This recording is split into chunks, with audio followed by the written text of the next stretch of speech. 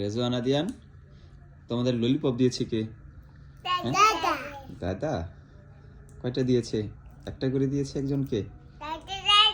খাবে এখন? খুলে দিব আব্বু?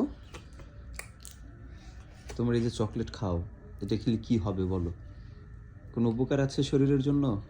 কোনো উপকার নাই, শুধু ক্ষতি। কি কি ক্ষতি? দাঁতে পোকা ধরবে। হ্যাঁ, যে বাবা চলে আসছে খুলে দেওয়ার জন্য বলতেছে আমাকে। হ্যাঁ, কি করবো? খুলে দিব? খুলে দিব? হ্যাঁ, আমি যদি খুলে না দিই তাহলে? এটা খেলে যে ক্ষতি। হ্যাঁ বউ, দাঁতে পোকা ধরবে, পেটে অসুখ হবে, খাওয়ার রুচি নষ্ট হবে। হ্যাঁ বউ, ওই যে আদিয়ান একে একে খোলার চেষ্টা করতেছে। তুমি খুলতে পারো? ওই যে দেখো রেজন ভাই বসে আছে। রেজওয়ান, আব্বু তুমি খুলে দাও। আসো, কোথায় গেছে কোথায়? আসো বাবু, খুলে দিতে হবে।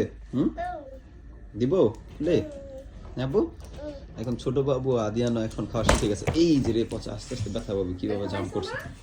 আস্তে আস্তে বাবা, দাঁড়াও ললিপপ খুলে দেবো, কিন্তু বলো এটা বেশি খাবে না, অল্প অল্প খাবে, ঠিক আছে? এত খাওয়া যাবে না আমাদের ললিপপ। আর দাদা ভাই ওদের জন্য একবার বয়ম ভর্তি করে ললিপপ নিয়ে আসছে।